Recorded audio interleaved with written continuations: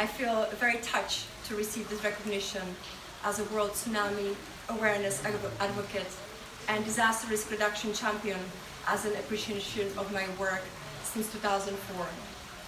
Since 2004, I have learned a lot about tsunami, and I wish I could have had this knowledge that day, on a Boxing Day, December 26, 2004.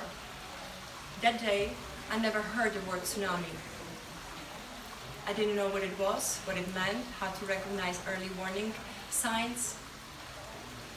If I knew, I could probably save my partner and many, many families who were with me on a vacation that day. There was a young girl named Tilly Smith. That time she was 10 years old. And her geography teacher taught her and her classmates how to recognize early warning signs of a tsunami. And the day when tsunami happened, she recognized them. She warned her parents, and her parents warned the whole beach. She saved over 100 people's lives. This is the power of education.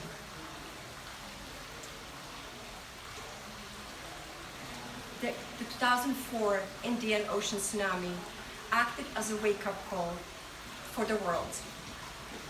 At that time, there was no early warning system in place in Asia Pacific, and thankfully there's one now.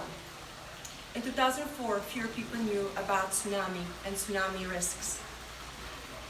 Since then, many more people know about it, and as we have heard today, the tsunami drills are key to educating people so they remember what to do when tsunami happens.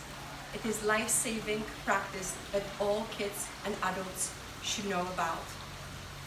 Early warning systems save lives, and I'm glad that in Asia Pacific and in the rest of the world, we can count and rely on many more tsunami early warning systems, so people have the time to be evacuated and run to the higher ground. But the work is not done. There's so much more which we have to do to protect families, because when you have few minutes to decide, this information is crucial and can make a difference between life and death. I was blessed to survive a near-death experience in 2004, and this experience taught me a huge lesson. We cannot control nature, but we can control the actions we take. This is why, through my foundation, Happy Hearts Fund, since the 2004 tsunami, we have been focusing on rebuilding safe, disaster-resilient schools. Right now, we have a presence in 10 countries, and we have rebuilt 165 safe, disaster-resilient schools around the world. After tsunami, earthquakes, hurricanes, floods.